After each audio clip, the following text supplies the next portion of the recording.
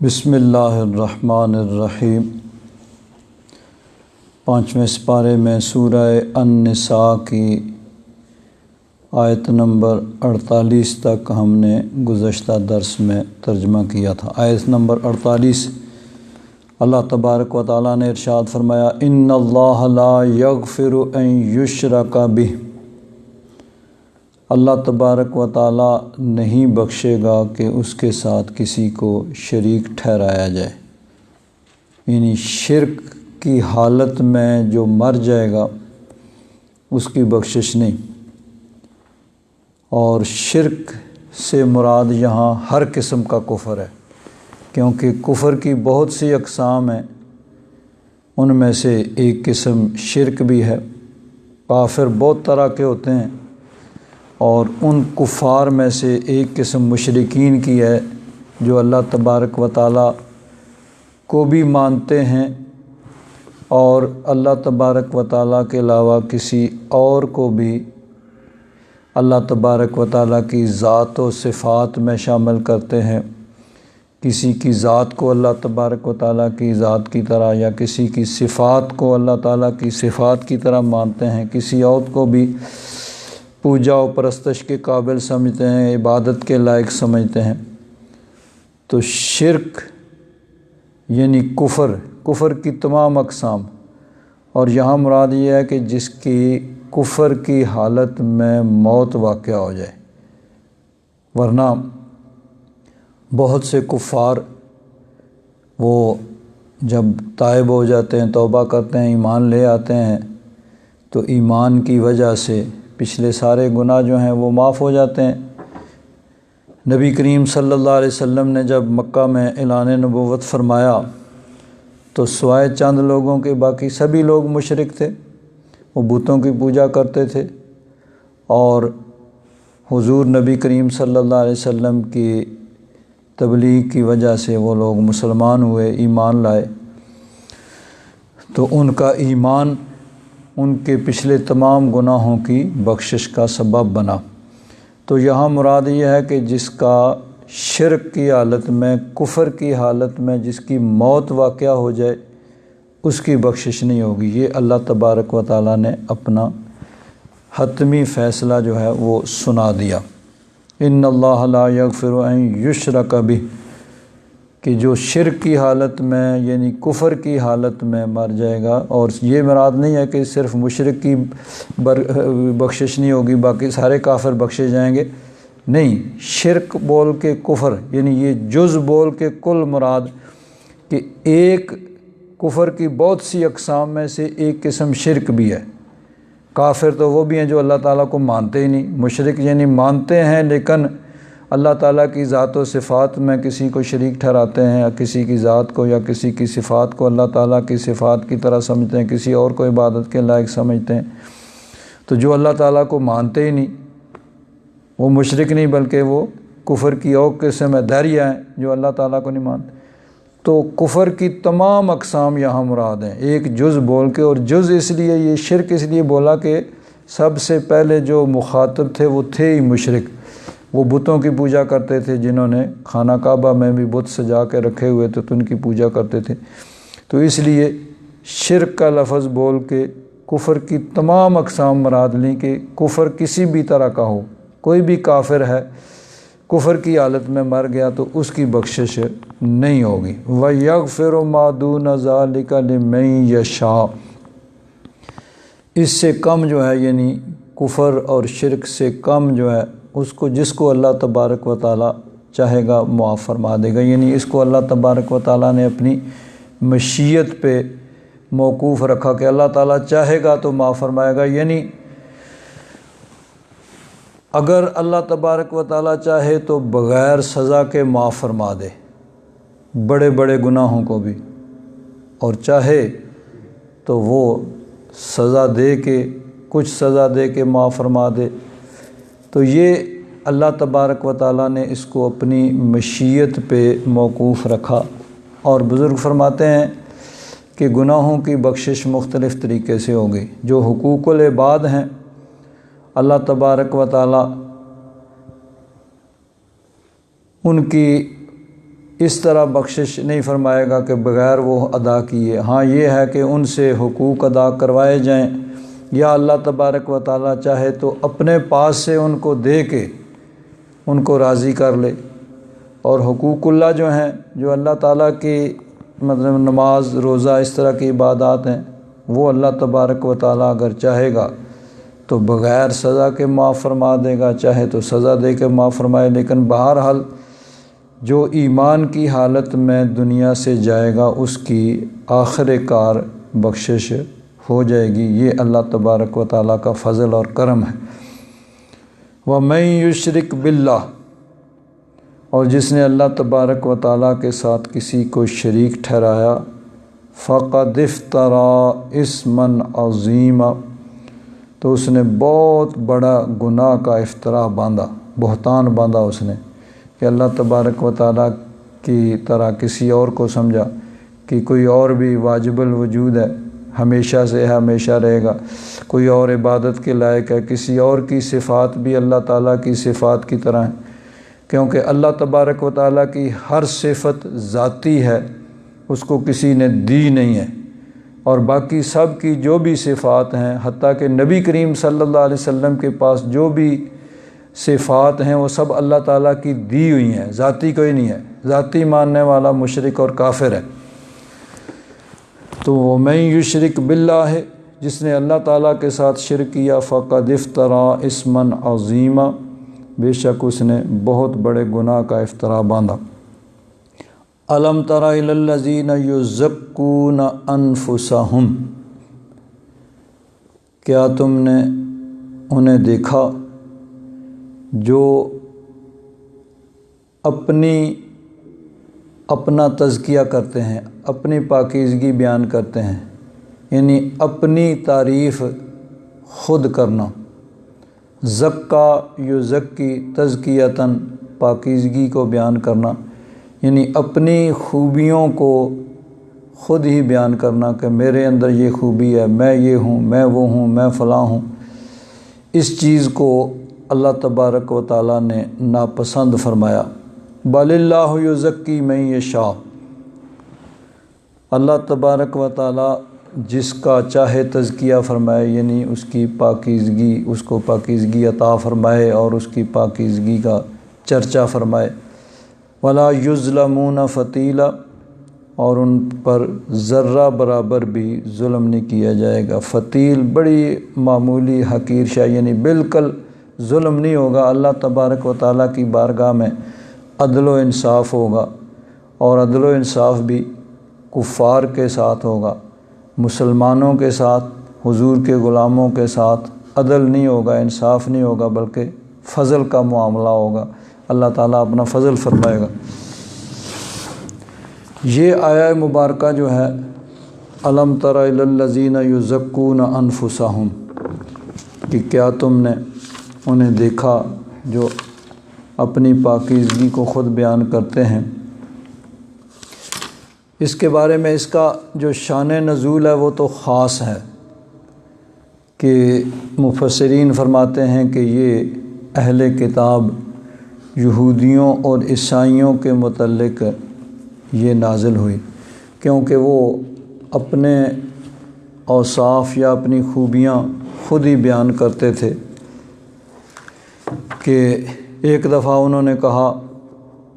نحن ابناء اللہ و احباؤہ، کہ ہم اللہ کے بیٹے اور اس کے محبوب ہیں۔ قرآن پاک میں اللہ تبارک و تعالیٰ نے ارشاد فرمایا، وقالت الیہود والنصارى، یہود و نصارہ، یہودیوں اور عیسائیوں نے کہا، نحن ابناء اللہ و احباؤہ، ہم اللہ کے بیٹے اور اس کے محبوب ہیں۔ قل، محبوب نے فرما دو، فلما یعذبکم بذنوبکم، تو پھر وہ تمہارے گناہوں کی تمہیں سزا کیوں دیتا ہے؟ اگر تم اس کے پیارے ہو، اس کے بیٹے ہو، تو پھر تمہیں سزا کیوں ملتی ہے؟ بل انتم بشر ممن خلق، بلکہ تم انسان ہو اس کی مخلوق میں سے جن کو اللہ تبارک و تعالیٰ نے پیدا کیا ہے، یغفر لمن یشاء و یعذب من یشاء، وہ جس کو چاہے بخش دے اور جس کو چاہے عذاب دے۔ وَلِلَّهِ مُلْكُ السَّمَاوَاتِ وَالْأَرْضِ وَمَا بَيْنَهُمَا، آسمان و زمین اور اس کے درمیان کی ساری حکومت اللہ تبارک و تعالیٰ کے لیے ہے۔ وَإِلَيْهِ الْمَصِيرُ، اسی کی طرف لوٹنا ہے۔ تو وہ اپنے آپ کو اللہ تبارک و تعالیٰ کا بیٹا اور اللہ کا پیارا کہتے تھے۔ دوسری آیت میں ان کا ایک اور قول نقل کیا کہ انہوں نے کہا وَقَالُوا لَن يَدْخُلَ الْجَنَّةَ إِلَّا مَنْ كَانَ هُودًا أَوْ نَصَارَىٰ، انہوں نے کہا کہ جنت میں ہرگز داخل نہیں ہوگا مگر جو یہودی یا نصرانی ہو، یعنی یہودی یا عیسائی۔ یہودیوں نے کہا کہ صرف یہودی ہی جنت میں جائیں گے، اور عیسائیوں نے کہا کہ صرف عیسائی جنت میں جائیں گے۔ اللہ تعالیٰ نے فرمایا تِلْکَ أَمَانِيُّهُمْ، یہ ان کی خواہشات ہیں دل کی گڑھی ہوئی۔ قُلْ هَاتُوا بُرْهَانَكُمْ إِن كُنتُمْ صَادِقِينَ، محبوب ان سے فرماؤ کہ اس کی کوئی دلیل لاؤ اگر تم سچے ہو۔ بلا، کیوں نہیں، من اسلم وجہہ للہ، جس نے اپنا چہرہ رب کی بارگاہ میں جھکایا، جو اس کی بارگاہ میں جس نے سر تسلیم خم کیا، وہو محسن، اور وہ محسن ہو، یعنی خلوص نیت کے ساتھ اللہ تعالیٰ کی بارگاہ میں جھکنے والا، اس کی عبادت کرنے والا ہو، فَلَهُ أَجْرُهُ عِنْدَ رَبِّهِ، اس کا اجر اس کے رب کے پاس ہے۔ وَلَا خَوْفٌ عَلَيْهِمْ وَلَا هُمْ يَحْزَنُونَ، ان پر نہ کوئی خوف ہوگا نہ وہ غمگین ہوں گے۔ تو اس طرح کی باتیں وہ کرتے تھے، کبھی کہتے نحن ابناء اللہ و احباؤ، ہم اللہ کے بیٹے اور اس کے محبوب ہیں، کبھی کہتے کہ صرف یہودی عیسائی جنت میں جائیں گے اور کوئی نہیں جائے گا۔ تو اللہ تبارک و تعالیٰ نے فرمایا الم تر الی الذین یزکون انفسہم، کیا تم نے انہیں نہیں دیکھا، کیا تم نے انہیں دیکھا کہ جو اپنا تزکیہ کرتے ہیں، اپنی پاکیزگی پاک بازی کو بیان کرتے ہیں۔ حضرت امام قاضی ثناء اللہ پانی پتی رحمۃ اللہ تعالی علیہ فرماتے ہیں کہ اس کا سبب نزول خاص ہے، یعنی خاص یہودیوں اور عیسائیوں کے متعلق یہ نازل ہوئی، لیکن اس کا حکم جو ہے وہ عام ہے۔ کسی بھی آدمی کو اس کی اجازت نہیں ہے کہ وہ بغیر کسی یعنی شرعی ضرورت کے وہ اپنا آپ خود بیان کرے، میں یہ ہوں، میں وہ ہوں۔ جیسے آج کل کے دور میں اپنے آپ کو جو ہے وہ مختلف القاب دیے جاتے ہیں، یا یہ ہے کہ کچھ خاص ایسے لوگ مقرر کیے ہوئے ہوتے ہیں جو اس طرح کے القاب دیں، جو چیزیں ان میں نہیں پائی جاتی اس طرح کے القاب، غوث زماں فلاں، یہ وہ اس طرح کی، تو یہ سب چیزیں اسی کے زمرے میں آتی ہیں کہ انسان کو عاجزی اور انکساری چاہیے، نہ یہ کہ انسان اپنی تعریف خود کرے۔ اگر اللہ تبارک و تعالیٰ نے کسی کو علم کی دولت دی ہے، کسی کو عمل کی دولت دی ہے، تو اس کو اللہ تبارک و تعالیٰ کا شکر ادا کرنا چاہیے، اللہ تبارک و تعالیٰ کی بارگاہ میں یعنی شکر کا نذرانہ پیش کرنا چاہیے، جھکنا چاہیے، نہ کہ یعنی وہ انسان اس پہ تکبر کرے، اپنے علم پہ یا اپنے عمل پہ۔ کسی کو اللہ تبارک و تعالیٰ نے اگر عبادت کی توفیق دی ہے تو اس کا کرم ہے، اس پہ اس کا شکر ادا کرنا چاہیے، نہ کہ انسان اپنے بیان کرے میں اتنی تہجد پڑھتا ہوں، میں یہ کرتا ہوں، میں وہ کرتا ہوں، میں فلاں کرتا ہوں، یا میں نے اتنی تقریریں کی، اتنی کتابیں لکھی، یہ کیا وہ کیا۔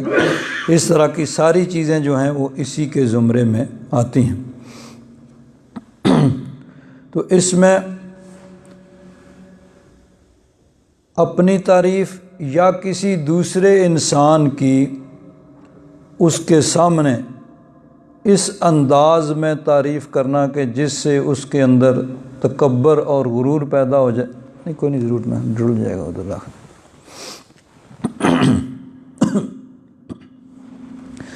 اس انداز میں کسی دوسرے کی بھی تعریف خاص طور پر اس کے منہ کے اوپر کرنا، اس کو بھی شریعت میں یعنی معیوب سمجھا گیا ہے کہ کوئی آدمی کسی دوسرے کی اس انداز میں اس کے سامنے تعریف کرے کہ اس کے اندر تکبر اور غرور پیدا ہو۔ چنانچہ اس بارے میں احادیث جو ہیں وہ موجود ہیں۔ نبی کریم صلی اللہ علیہ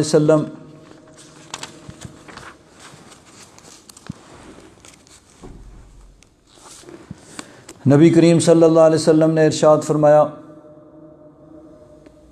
حضرت امام ابن کثیر رحمۃ اللہ تعالیٰ علیہ فرماتے ہیں، نزلت فی ذم التمادح والتزکیۃ۔ تمادح، مادح یمادح، یعنی ایک دوسرے کی تعریف کرنا،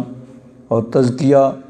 یعنی اپنی خوبیوں کو خود بیان کرنا، اس بارے میں یہ آیت نازل ہوئی۔ اور آگے حدیث پاک نقل کی، حضرت مقداد بن اسود فرماتے ہیں،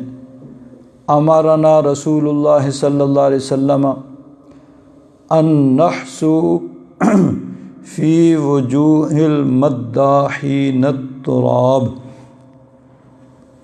بڑا مشکل سا کام ہے، ہر انسان فطری طور پر یہ چاہتا ہے کہ اس کی تعریف کی جائے، اور جو تعریف کرتا ہے وہ انسان کو اچھا لگتا ہے۔ اگر کوئی سچی بات کہے تو وہ ہمیں اچھا نہیں لگتا، ہمارے اندر کوئی خامی ہے اس کو کوئی بیان کرے تو ظاہر بات ہے ایک فطری سی چیز ہے، انسان کو وہ اچھی نہیں لگتی، اور جو سچی جھوٹی تعریف کرے وہ انسان کو بڑا اچھا لگتا ہے۔ انسان میں وہ خوبی ہو نہ ہو وہ بیان کرے تو بڑا اچھا لگتا ہے کہ یہ آدمی تعریف کر رہا ہے۔ اور لوگوں نے خود ایسے لوگ رکھے ہوئے ہوتے ہیں، دینی بھی اور سیاسی بھی، ہر قسم کے لوگوں نے اپنے ساتھ اس قسم کے لوگ رکھے ہوتے ہیں جو ان کے قصیدے پڑھیں، چاہے ان کے اندر وہ خوبی ہو یا نہ ہو۔ تو فرماتے ہیں نبی کریم صلی اللہ علیہ وسلم نے ارشاد فرمایا کہ جو تعریف کرنے والے ہیں ان کے منہ پہ مٹی مارے۔ آتا بڑا مشکل کام ہے کہ جو آدمی تعریف کر رہا ہے، یعنی ایک ظاہری معنی بھی ہے کہ مٹی پھینکی جائے، اور مطلب یہ ہے کہ ان کو کوئی اہمیت نہ دی جائے اور ان کی حوصلہ شکنی کی جائے کہ جو منہ پہ تعریف کریں، آپ فلاں ہیں جی، آپ یوں ہیں جی، آپ یہ ہیں جی، تو جو ایسے کریں ان کے منہ پہ مٹی ماریں، یعنی ان کی حوصلہ شکنی کی جائے۔ یہ انسان کے یعنی جو نفسانی اندر انسان کے نفسانی خواہش ہے اس کے خلاف ہے کہ انسان بنیادی طور پر چاہتا ہے کہ اس کی تعریف کی جائے، لیکن اس چیز سے منع کیا گیا۔ دوسری حدیث پاک ہے، ان رسول اللہ صلی اللہ علیہ وسلم سمع رجلا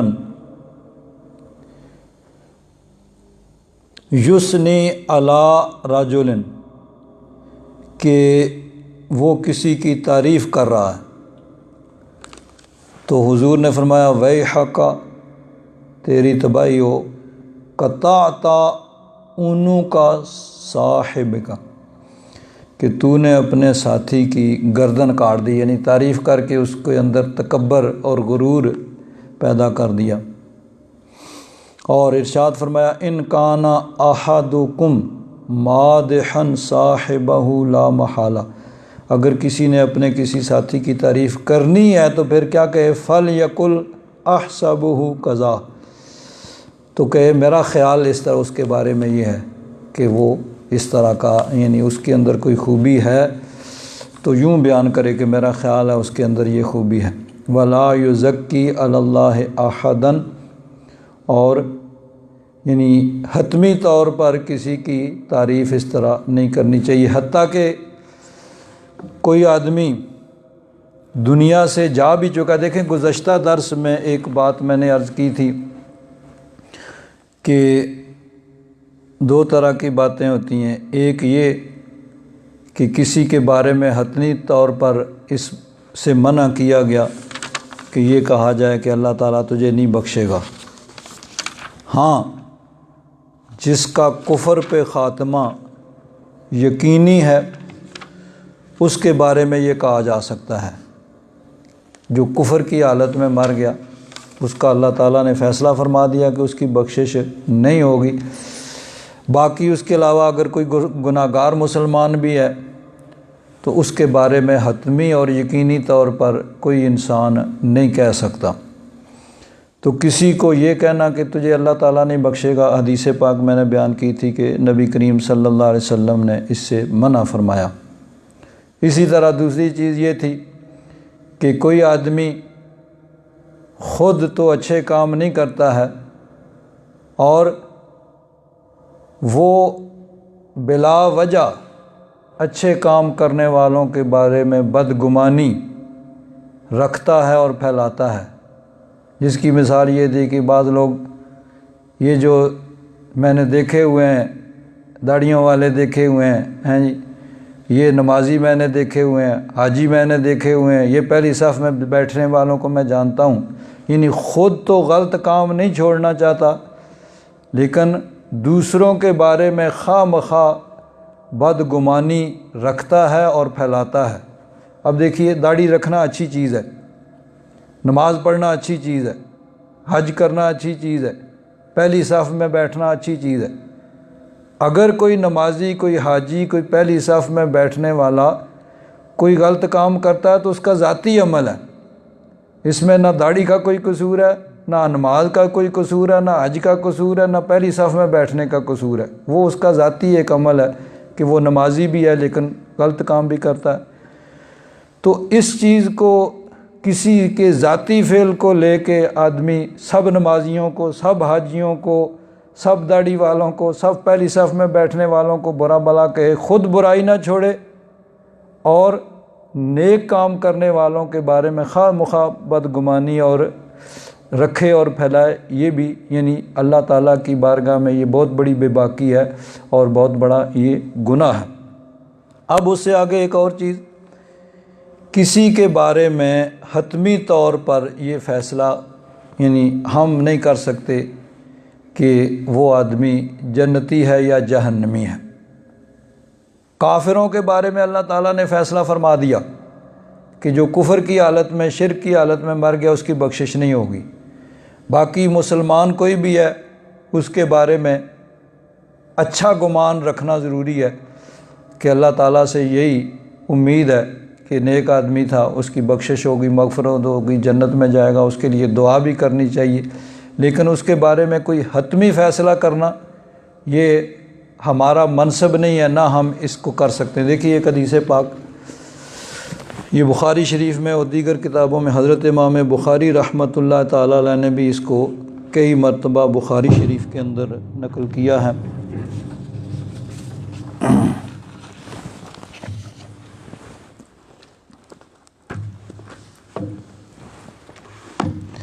ایک انصاریہ صحابی ہیں، حضرت خارجہ بن زید بن ثابت، وہ فرماتے ہیں ان ام العلاء امرأۃ من الانصار، انصار کرام میں سے ایک عورت تھیں جن کا نام تھا ام العلاء، بایعت رسول اللہ صلی اللہ علیہ وسلم، انہوں نے رسول اللہ صلی اللہ علیہ وسلم کی بیعت کی تھی۔ اخبرت ان یعنی انصاریہ وہ صحابیہ جو تھیں، انہوں نے حضرت خارجہ بن زید بن ثابت ان کو یہ روایت حدیث بیان کی۔ حضرت زید بن ثابت کے بیٹے ہیں خارجہ بن زید، اور مدینہ شریف کے بہت بڑے عالم تھے، تابعین کے دور میں فقہائے سبعہ میں ان کو شمار کیا جاتا ہے، یعنی 7 فقہا تھے مدینہ منورہ میں صحابہ کرام کے بعد تابعین کے دور میں، کہ جن سے ہر مسئلے کے بارے میں ان کی طرف رجوع کیا جاتا تھا، تو ان 7 میں ایک یہ حضرت خارجہ بن زید بن ثابت وہ راوی ہیں۔ وہ فرماتے ہیں ام العلاء جو انصار میں سے ایک عورت تھیں اور جنہوں نے نبی کریم صلی اللہ علیہ وسلم کی بیعت کی تھی، انہوں نے خبر دی انہم اقتسموا المہاجرین قرعۃ، جب مہاجرین مکہ مکرمہ سے ہجرت کر کے مدینہ منورہ تشریف لائے، تو جو حضرات مکہ شریف سے ہجرت کر کے مدینہ منورہ تشریف لائے ان کو مہاجرین کہا جاتا ہے، اور مدینہ شریف کے رہنے والے لوگ جو مسلمان ہوئے جنہوں نے ان کی مدد کی ان کو انصار کہا جاتا ہے۔ تو نبی کریم صلی اللہ علیہ وسلم نے مواخات قائم کی، بعض مہاجرین کو بعض انصار کا بھائی بنایا کہ یہ تیرا بھائی ہے، کیونکہ انصار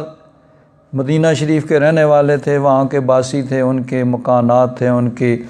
وہاں پہ زمینیں تھیں، کام کاج کاروبار تھے، اور مہاجرین مکہ شریف سے ہجرت کر کے آئے تھے، اپنا گھر بار جائیدادیں سب مکہ شریف میں چھوڑ کے آ گئے تھے۔ تو نبی کریم صلی اللہ علیہ وسلم نے ایک سسٹم بنایا کہ انصار ان کو مہاجرین کو انصار پر تقسیم کر دیا کہ ایک ایک آدمی کے ساتھ ایک ایک آدمی کو ملا دیا، انہوں نے اپنے گھروں میں ان کو ٹھہرایا، اپنی جائیدادوں میں اپنے کاروباروں میں ان کو شریک کیا۔ تو اس طرح ایک یعنی وہ جو حضرات وہاں سے اپنا سب کاروبار جائیدادیں سب چھوڑ کے آئے تھے ان کے وہاں پہ سیٹل ہونے کا ایک طریقہ بن گیا۔ تو اس میں فرماتی ہیں کہ قرآن اندازی کی گئی کہ کس کو، بعض اوقات یہ بھی ہے کہ کسی کو حضور نے ویسے ہی کسی کے ساتھ ملا دیا، اور بعض اوقات یہ بھی ہے کہ قرآن اندازی کر کے کون کس کے ساتھ رہے گا یہ۔ تو فرماتی ہیں قرآن اندازی کی کہ فطار لنا عثمان بن مظعون، ایک صحابی تھے حضرت عثمان بن مظعون، یہ بزرگ صحابی تھے اور یہ غالباً نبی کریم صلی اللہ علیہ وسلم کے یہ رضائی بھائی بھی تھے، بہت بزرگ صحابی تھے۔ تو فرماتی ہیں کہ ان کا قرہ نام ہمارے ہاں نکلا، یعنی وہ جو حضرت ام العلا ان کا گھر جو تھا، ان کے گھر والے ان کے ہاں حضرت عثمان بن مظعون کو ٹھہرایا گیا۔ وَأَنزَلْنَا فِي أَبْيَاتِنَا، ان کو ہم نے اپنے گھروں میں ٹھہرایا، جس طرح تمام انصار نے جو ان کو مہاجرین میں سے ان کے حصے میں آئے تھے ان کے گھروں اپنے گھروں میں ٹھہرایا۔ تو کچھ ہی دنوں کے بعد کچھ ہی عرصے فَوَجِعَ وَجْعَهُ الَّذِي تُوُفِّيَ فِيهِ، حضرت عثمان بن مظعون غالباً یہ پہلے صحابی تھے مہاجرین میں سے جو مدینہ منورہ میں جن کا انتقال ہوا، آتے ہی کچھ عرصے کے بعد وہ بیمار ہوئے اور ان کا انتقال ہو گیا۔ فَلَمَّا تُوُفِّيَ، جب ان کا انتقال ہو گیا، غُسِّلَ، ان کو غسل دیا گیا، وَكُفِّنَ فِي أَثْوَابِهِ، پھر ان کو کفن پہنایا گیا۔ تو دخل رسول اللہ صلی اللہ علیہ وسلم، حضور کو اطلاع ملی کہ حضرت عثمان بن مظعون ان کا انتقال ہو گیا، حضور تشریف لائے۔ تو وہ صحابیہ حضرت ام العلا انصاریہ فرماتی ہیں فَقُلْتُ رحمۃ اللہ علیک ابا الصائب، اے ابو الصائب، یہ حضرت عثمان بن مظعون کی کنیت تھی، یعنی ان کا نام لے کے مخاطب کر کے انہوں نے کہا کہ اللہ کی رحمت آپ پر ہے۔ فشہادتی علیک، میں آپ کے بارے میں شہادت دیتی ہوں، گواہی دیتی ہوں، لقد اکرمک اللہ تعالی، کہ اللہ تبارک و تعالیٰ نے آپ کو عزت دی ہے، معزز بنایا ہے۔ اب چونکہ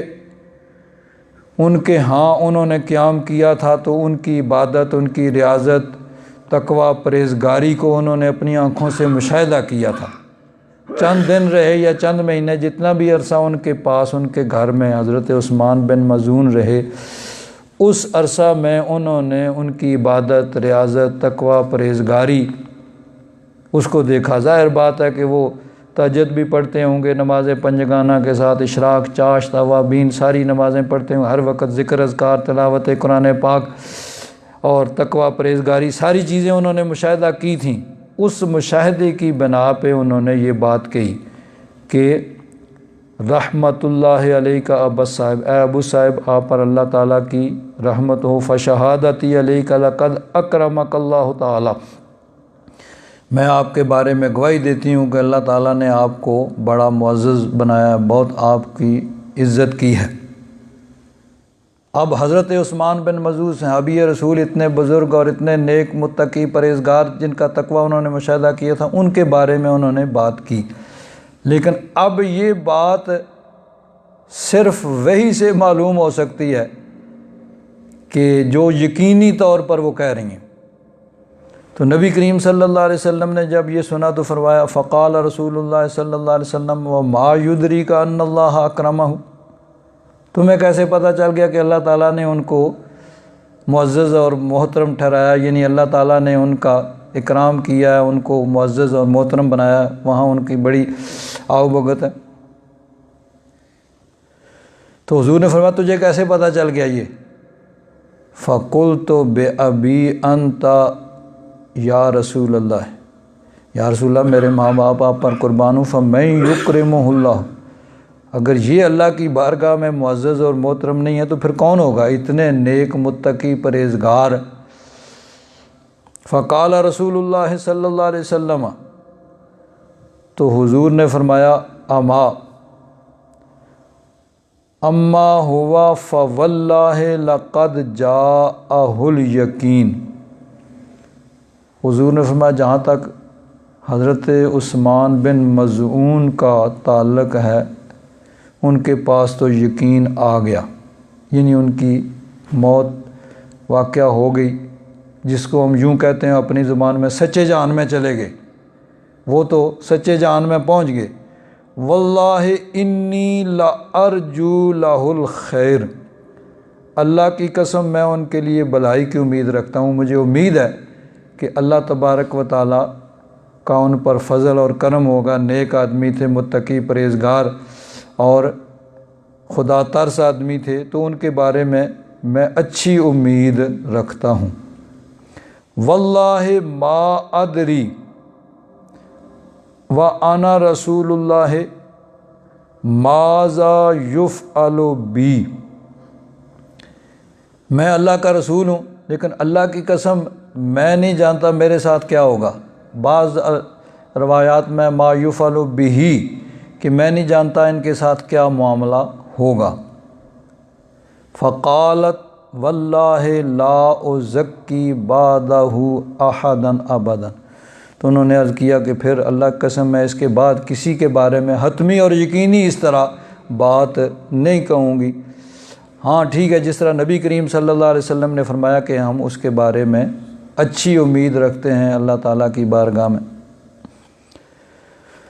تو وہ دوسری بعض روایات میں ایک ہی حدیث ہے، بعض میں الگ یہاں دوسری روایت ہے کہ وہ فرماتی ہیں، ایک تو یہ کہ وقال ما ادری ما یفعل بہ، یعنی حضور نے فرمایا کہ میں نہیں جانتا کہ میرے ساتھ کیا کیا جائے گا، کیا معاملہ ہوگا، یا ان کے ساتھ معاملہ، بی یا بہی دونوں لفظ۔ تو وہ حضرت ام العلا انصاریہ جو فرماتی ہیں اس بات سے مجھے دکھ ہوا کہ میں نے یہ بات حتمی طور پر یقینی طور پر کیوں کہی، تو فرماتی ہیں فَنِمْتُ فَرَأَيْتُ لِعُثْمَانَ عَيْنًا تَجْرِي، تو میں نیند میں خواب میں نے دیکھا کہ حضرت عثمان بن مظعون ان کے لیے ایک چشمہ جاری ہے۔ فَأَخْبَرْتُ رسول اللہ صلی اللہ علیہ وسلم، تو میں نے حضور کو خبر دی کہ حضور میں نے یہ خواب دیکھا ہے۔ فَقَالَ ذَلِكَ عَمَلُهُ، تو حضور نے فرمایا یہ ان کے عمل ہے، جو چشمہ جاری کی صورت میں، جاری چشمے کی صورت میں تم نے دیکھا ہے، یہ ان کے نیک اعمال ہیں جو دنیا میں وہ کرتے تھے۔ یعنی ایک اچھی چیز ہے کہ موت کے بعد جس آدمی کو آدمی جس حالت میں دیکھتا ہے، تعبیر کے جو علماء وہ فرماتے ہیں کہ وہ اچھی، کیونکہ وہ سچے جہان میں جا چکا ہے، تو اب اس کو جس حالت میں دیکھا جائے گا یہی سمجھا جائے گا کہ وہ اسی حالت کے اندر ہے۔ تو اگر کسی مردے کو اچھی حالت میں دیکھا جائے تو اس کا مطلب یہ ہے کہ وہ اچھی حالت میں ہے۔ تو فرمایا ذالک عملہ، یہ اس کا عمل ہے۔ تو اس سے یہ معلوم ہوا کہ کسی حتمی طور پر کسی کے بارے میں بھی کوئی فیصلہ کرنا یہ ہمارا منصب نہیں ہے کہ ہم کسی کے بارے میں کوئی فیصلہ کریں، نہ تو کسی کے سامنے اس کی تعریف اور نہ کسی کے دنیا سے جانے کے بعد بھی حتمی فیصلہ کرنا، یہ وہی سے ہو سکتا ہے، یہ اللہ تبارک و تعالیٰ اور اس کا رسول جانتا ہے۔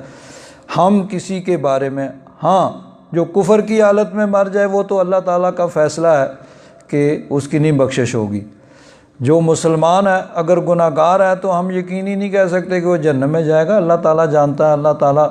چاہے تو کسی معمولی سی کام سے کسی کی بخشش فرما دے، اور بعض اوقات یہ بھی ہوتا ہے کہ کسی بظاہر جو انسان نیک ہے کسی معمولی سی کام سے اس کی پکڑ ہو جائے، یا کوئی اس سے ایسا کام ہو جائے جو کسی کے علم میں نہیں ہے، تو جس کی وجہ سے اس کی نیکیاں ضائع ہو جائیں، تو اس کے بارے میں کوئی حتمی اور یقینی جو ہے بات کرنا وہ ہمارا منصب نہیں ہے۔ ایک اور بڑی اہم بات اس حدیث پاک میں آ گئی کہ حضور نے فرمایا واللہ ما ادری وانا رسول اللہ، حالانکہ میں اللہ کا رسول ہوں پھر بھی اللہ کی قسم میں نہیں جانتا ماذا یفعل بی، میرے ساتھ کیا کیا جائے گا، اور دوسری روایت میں ما یفعل بہ، ان کے ساتھ کیا کیا جائے گا۔ تو اب یہاں پہ پھر یہ اعتراض ہوتا ہے کہ معاذ اللہ نبی کریم صلی اللہ علیہ وسلم کو تو اپنے انجام کے متعلق بھی پتہ نہیں تھا، صرف یہ حدیث پاک نہیں بلکہ ایک آیت بھی اسی مفہوم اس کے اندر ہے۔ سورہ احقاف کا پہلا رکوع ہے، آیت نمبر 9 ہے، قل ما کنت بدعا من الرسل، محبوب فرما دو کہ میں کوئی دوسروں سے الگ قسم کا رسول نہیں ہوں، پہلے بھی رسول تشریف لائے، اللہ تبارک و تعالیٰ نے انبیاء اور رسول بھیجے،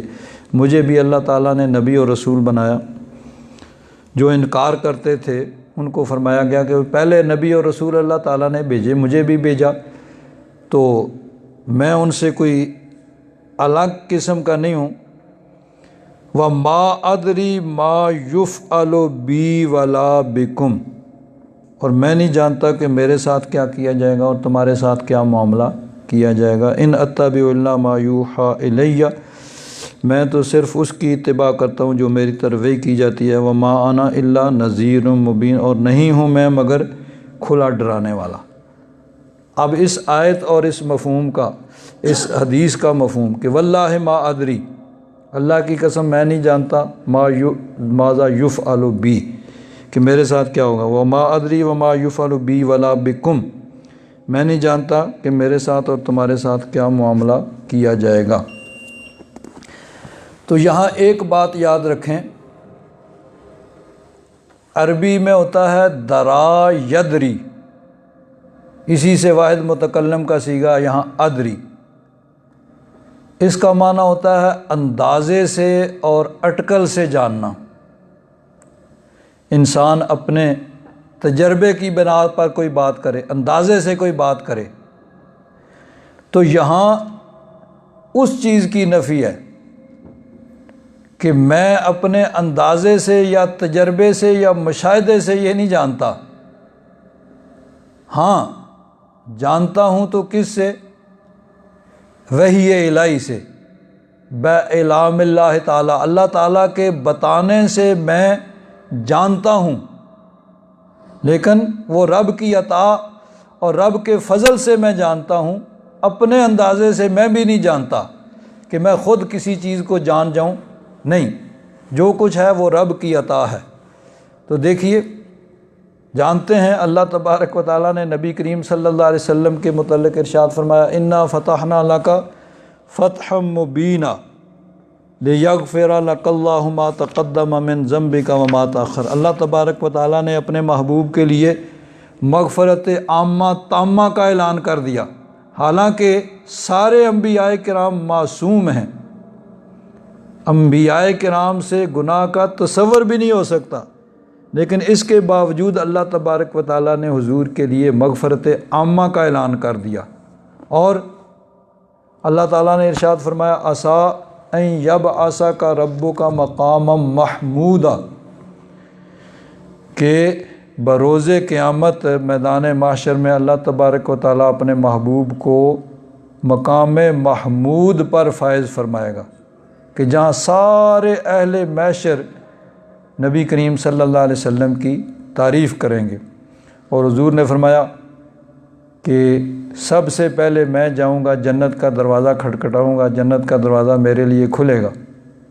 تو اب پتہ ہے کہ نہیں کیا کیا جائے گا؟ اور فرمایا ابو بکر فی الجنہ، ابو بکر جنت میں ہوں گے، عمر فی الجنہ، عثمان فی الجنہ، علی فی الجنہ، 10 صحابہ کرام کے نام لے کے جن کو عشرہ مبشرہ کہا جاتا ہے کہ ان کو جنت کے سرٹیفکیٹ عطا کیے۔ حضرت فاطمہ الزہرا کے بارے میں فرمایا کہ یہ جنتی عورتوں کی سردار ہیں، سیدۃ نساء اہل الجنہ۔ اپنے نواسوں حسن حسین کے بارے میں فرمایا ان الحسن والحسین سیدا شباب اہل الجنہ، یہ جنتی جوانوں کے سردار ہیں۔ تو یہ سب کچھ جانتے ہیں، لیکن رب کی عطا سے جانتے ہیں، اٹکل سے، اندازے سے اور مشاہدے سے اور تجربے سے نہیں، بلکہ رب کی عطا سے جانتے ہیں۔ اللہ تبارک و تعالیٰ نے اپنے محبوب کو یہ ساری چیزیں عطا فرمائی ہیں۔ تو نبی کریم صلی اللہ علیہ وسلم جانتے ہیں، لیکن رب کی عطا سے جانتے ہیں، اپنے اٹکل اور اندازے سے اور مشاہدے سے اور تجربے سے یہ چیزیں نہیں بیان فرما رہے، بلکہ رب کی وحی سے۔ اور اللہ تبارک و تعالیٰ نے جو حضور کو وحی فرمائی، اس سے نبی کریم صلی اللہ علیہ وسلم یہ سب چیزیں جو ہیں جانتے ہیں۔ صحابہ کرام رضوان اللہ تعالیٰ علیہم اجمعین، ان کو فرمایا، ان کے لیے جنت کی خوشخبریاں دیں، اور اسی طرح دیگر اپنے بارے میں جو کچھ فرمایا وہ سب کا سب وحی سے ہے، یعنی اپنے اٹکل اور اندازے سے، مشاہدے سے، تجربے سے نہیں، بلکہ رب کی وحی سے ہے۔ تو بہرحال اللہ تبارک و تعالیٰ نے فرمایا الم تر الی الذین یزکون انفسہم، کیا تم نے انہیں نہیں دیکھا جو اپنی آپ تعریف کرتے ہیں، یا الم تر الی الذین، کیا تم نے دیکھا انہیں جو خود اپنی تعریف کرتے ہیں، بل اللہ یزکی من یشاء، بلکہ اللہ تبارک و تعالیٰ جس کا چاہے تزکیہ فرمائے، اس کی پاکیزگی عطا فرمائے، اس کو بیان فرمائے۔ حضرت امام ابن کثیر رحمۃ اللہ تعالیٰ علیہ نے ایک اور حدیث پاک کے سلسلہ میں نقل کی ہے۔ حضرت امیر معاویہ رضی اللہ تعالیٰ عنہ، ان کے بارے میں راوی فرماتے ہیں حضرت معبد الجہنی کہ وہ بہت کم حدیثیں بیان کیا کرتے تھے۔ قال وکان کلما یکاد ان یدع یوم الجمعۃ ہؤلاء الکلمات، لیکن ہر جمعہ تقریباً وہ یہ کلمات ضرور، جب بھی خطبہ دیتے تو یہ کلمات ضرور بیان کیا کرتے تھے۔ یحدث بہن عن النبی صلی اللہ علیہ وسلم، ان کو نبی کریم صلی اللہ علیہ وسلم سے وہ روایت کرتے تھے کہ حضور نے ارشاد فرمایا، نبی کریم صلی اللہ علیہ وسلم سے یہ روایت بیان کرتے کہ من یرد اللہ بہ خیرا یفقہہ فی الدین، اللہ تبارک و تعالیٰ جس کے ساتھ بھلائی کا ارادہ فرماتا ہے اس کو دین کی سمجھ عطا فرماتا ہے، دین میں اس کو فقہ، دین کی فقہ۔ تو دین کی سمجھ اور فقہ یہ اللہ تبارک و تعالیٰ کا فضل اور کرم، خاص فضل اور کرم ہے، اللہ تعالیٰ جس کو عطا فرمائے۔ وَإِنَّ هَذَا الْمَالَ حُلُوٌ خَضِرٌ فَمَن يَأْخُذْهُ بِحَقِّهِ يُبَارَكُ لَهُ فِيهِ۔ اور دوسرا کلمہ کیا ارشاد فرماتے کہ یہ دنیا کا مال و دولت جو ہے نا، یہ بڑا میٹھا سرسبز ہے۔ فَمَن يَأْخُذْهُ بِحَقِّهِ، جو حق کے ساتھ لے گا، یعنی جو اپنا حق ہے صرف اسی کو لے گا، نا حق ظلم کے ساتھ کسی کا نہیں، یعنی جھوٹ فراڈ کے ذریعے نہیں، بلکہ جو حق ہے اس کو لے لے گا، یُبَارَكُ لَهُ فِيهِ، اسی میں اس کے لیے برکت ہوگی۔ یہ دوسرا کلمہ۔ اور تیسرا کلمہ کیا؟ وَإِيَّاكُمْ وَالتَّمَادُحَ، کسی کے منہ پہ اس کی تعریف کرنے سے بچو۔ فَإِنَّهُ الذِّبْحَ، بے شک وہ ذبح کرنا ہے۔ پیچھے ایک حدیث میں گزرا تھا کہ حضور نے فرمایا کہ تو نے اس کی گردن کاٹ دی جس کے سامنے اس کی تعریف کی جا رہی تھی۔ تو یہاں یہ ہے کہ کسی کی تعریف کرنے سے، اس کے منہ پہ اس کی تعریف کرنے سے بچو کہ فَإِنَّهُ الذِّبْحُ، یہ ذبح کرنا یعنی اس کی وجہ سے اس کے اندر غرور اور تکبر پیدا ہو سکتا ہے جو اس کی تباہی کا سبب بنے گا۔ تو اس لیے بلا وجہ، بلا ضرورت خواہ مخواہ کسی کے یعنی منہ پہ، چاہے اس کے اندر وہ خوبی ہو، اس کو بھی ناپسند کیا گیا، اور خاص طور پر اس کے اندر وہ خوبی ہے ہی نہیں تو اس کو بیان کیا جائے، تو یہ تو اور معیوب اور برا ہے کہ ایک آدمی کے اندر ایک خوبی پائی نہیں جا رہی اور اس کے اندر وہ خوبی کوئی بیان کر رہا ہے۔ لیکن دنیا میں عام طور پر ہوتا ہی یہی ہے کہ چاہے مذہبی لوگ ہوں، چاہے وہ کوئی دنیاوی لیڈر ہوں، انہوں نے اپنے خاص آدمی رکھے ہوئے ہوتے ہیں جو ان کے ایسی یعنی پائی جائیں ان کے اندر خوبیاں یا نہ پائی جائیں، وہ ان کو بڑھا چڑھا کے بیان کرتے ہیں، اور یہ انسان کی فطرت ہے کہ انسان اس سے خوش ہوتا ہے کہ اپنی تعریف سن کے، لیکن شریعت نے اس کو معیوب سمجھا۔ کہ حدیث پاک آپ نے سنی کہ نبی کریم صلی اللہ علیہ وسلم نے فرمایا کہ حضرت مقداد بن اسود فرماتے ہیں کہ حضور نے فرمایا کہ النحس فی وجوہ المداحین التراب،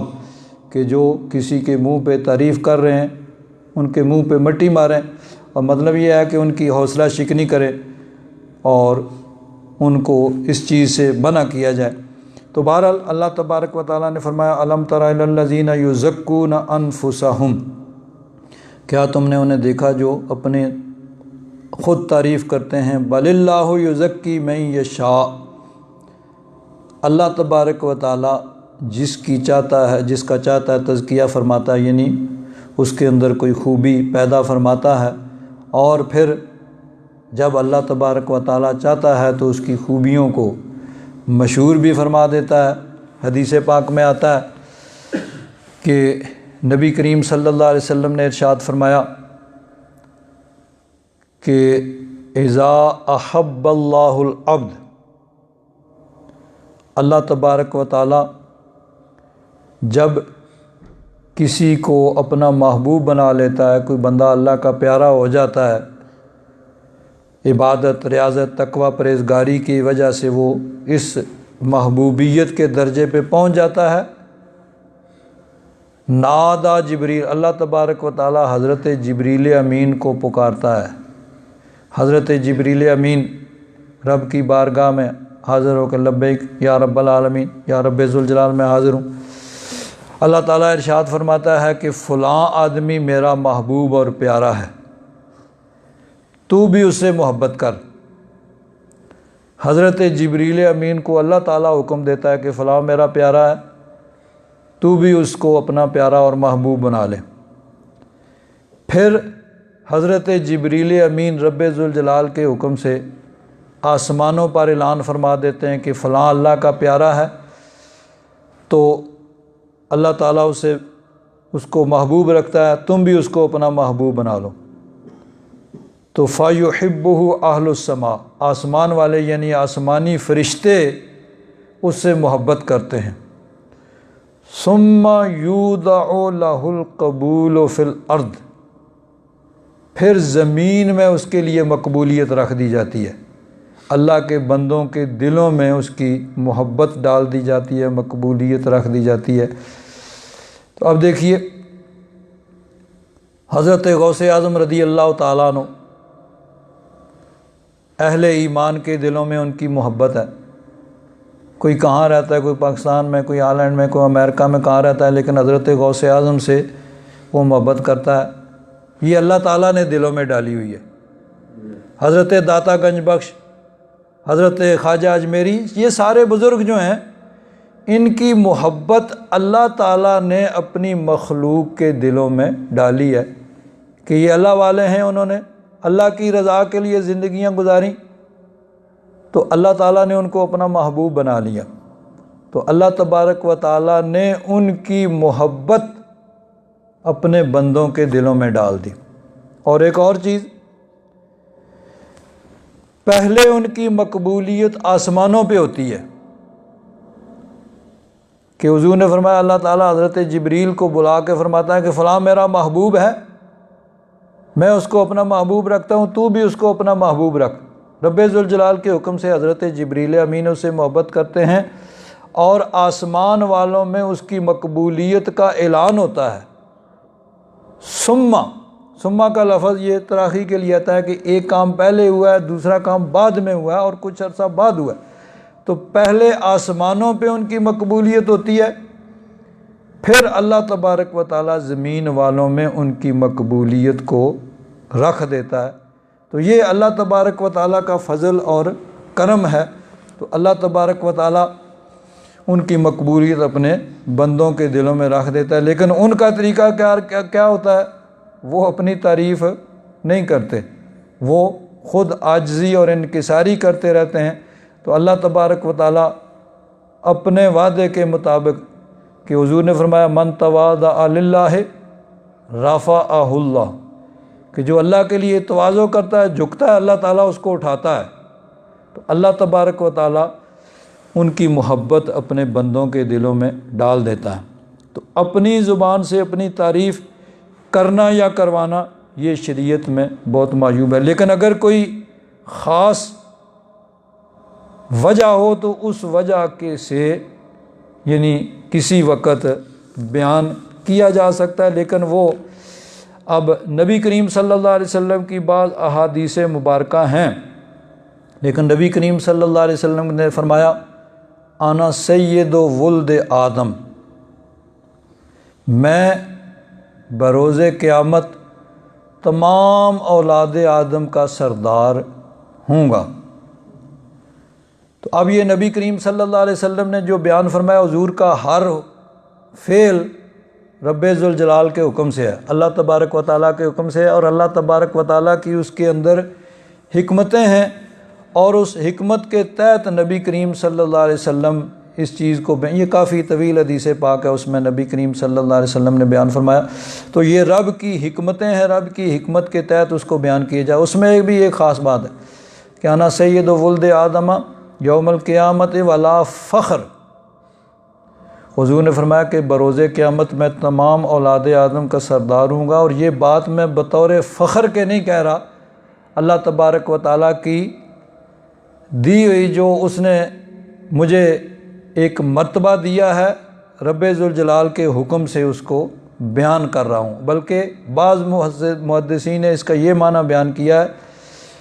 کہ یہ میرے لیے کوئی فخر کی بات نہیں ہے، ولا فخر کا ترجمہ انہوں نے یہ کیا ہے کہ جو میں بروز قیامت تمام اولاد آدم کا سردار ہوں گا، یہ میرے لیے فخر نہیں ہے، بلکہ تمہارے لیے فخر ہے کہ تمہیں اللہ تبارک و تعالیٰ نے ایسا سردار اور ایسا رسول عطا فرمایا ہے۔ تو بہرحال اس میں اللہ تبارک و تعالیٰ کی حکمتیں تھیں، ورنہ نبی کریم صلی اللہ علیہ وسلم نے ہمیشہ عاجزی اور انکساری کو پسند فرمایا، اور نبی کریم صلی اللہ علیہ وسلم نے اللہ کے محبوب ہونے کے باوجود اپنی زندگی اس طرح گزاری کہ صحابہ کرام رضوان اللہ تعالیٰ نے مجمعین کی مجلس کے اندر جب حضور تشریف فرما ہوتے تو نہ تو حضور اپنے لیے کوئی خاص مسند یا کوئی نشانی، کوئی کسی قسم کے صحابہ کرام کے ساتھ اس طرح گھل مل کے بیٹھتے کہ احادیث مبارکہ میں آتا ہے کہ اگر کوئی ناواقف آدمی، اجنبی ان نون آدمی آ جاتا تو اس کو لوگوں سے پوچھنا پڑتا بھئی تم میں کون ہے محمد الرسول اللہ۔ حضور مسجد نبی میں صحابہ کرام کے مجمع کے اندر تشریف فرما ہے، اور کوئی آدمی ناواقف آ گیا باہر سے جس نے پہلے نہیں دیکھا، جو پہلے نہیں جانتا، تو اس کو پوچھنا پڑتا بھئی تم میں کون ہے محمد الرسول اللہ۔ یعنی اس طرح نبی کریم صلی اللہ علیہ وسلم نے عاجزی اور انکساری کے ساتھ اپنی زندگی گزاری ہے۔ اللہ تبارک و تعالیٰ اپنا فضل اور کرم فرمائے۔ تو اللہ تعالیٰ نے فرمایا الم تر الی الذین یزکون انفسہم، کیا تم نے انہیں دیکھا جو اپنی تعریف خود ہی کرتے ہیں اپنے منہ سے، یا اپنی تعریف خود کرواتے ہیں؟ بل اللہ یزکی من یشاء، بلکہ اللہ تبارک و تعالیٰ جس کا چاہتا ہے تزکیہ فرماتا ہے، جو اس کی بارگاہ میں عاجزی، انکساری، تقوی اور پرہیزگاری کرتا ہے وہ اس کو خود ہی بلند مرتبہ عطا فرماتا ہے۔ ولا یظلمون فتیلا، اور ان پر ذرہ برابر بھی ظلم نہیں کیا جائے گا۔ انظر کیف یفترون علی اللہ الکذب، دیکھیے یہ اللہ تبارک و تعالیٰ پر کس طرح افترا باندھتے ہیں۔ وکفیٰ بہ اسما مبینا، اور یہ بہت بڑا گناہ یعنی ہونے کے لیے کافی ہے کہ اللہ تعالیٰ کے بارے میں کوئی ایسی بات کہی جائے جو اللہ تعالیٰ نے نہیں کہی ہے، یا اللہ تبارک و تعالیٰ کے بارے میں بغیر علم کے یعنی اپنے پاس سے کوئی بات کہنا، یہ یعنی ناپسند اور معیوب اور بری ہے، جس کی اللہ تبارک و تعالیٰ نے مذمت فرمائی ہے۔ اب دیکھیے بعض اوقات ایسے ہوتا ہے کہ بعض لوگ کہتے ہیں جی ویسے ہی بغیر علم کے اللہ تعالیٰ نے قرآن پاک میں یہ فرمایا، جب پوچھا جائے بھائی کہاں ہے قرآن پاک میں، تو یہ تو پتہ نہیں کہاں ہے، تو نہیں پتہ، یعنی بلا وجہ خواہ مخواہ بعض اوقات یہ ہوتا ہے کہ جی ہاں جی کہاں، وہ جی ہمیں تو پتہ نہیں، فلاں حاجی صاحب سے سنا تھا، وہ حاجی صاحب کہاں ہیں، وہ حاجی صاحب تو فوت ہو گئے۔ تو بغیر علم اور تحقیق کے اللہ تبارک و تعالیٰ کے بارے میں کوئی ایسی بات نہیں کہنی چاہیے،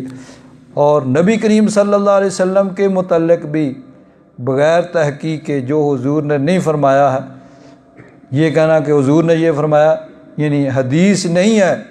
لیکن اس کو حدیث کے طور پر بیان کرنا، اس کو بھی نبی کریم صلی اللہ علیہ وسلم نے فرمایا من کذب علیہ متعمدا، جو جان بوجھ کر میرے بارے میں جھوٹی بات کرے، فلیتبوأ مقعدہ من النار، پھر وہ اپنا ٹھکانہ جہنم میں کر لے۔ تو اللہ تبارک و تعالیٰ اور اس کے محبوب کے بارے میں بھی کوئی بغیر علم اور تحقیق کی کوئی بات کر دینا، یہ بھی یعنی درست نہیں۔ الحمدللہ رب العالمین والصلاۃ والسلام علی حبیبہ سیدنا و مولانا محمد وعلی آلہ واصحابہ اجمعین۔ اللہم انک عفو کریم تحب العفو فاعف عنا یا غفور یا غفور یا غفور۔ صلی اللہ تعالی علی حبیبہ سیدنا و مولانا محمد وعلی آلہ واصحابہ اجمعین برحمتک یا رب۔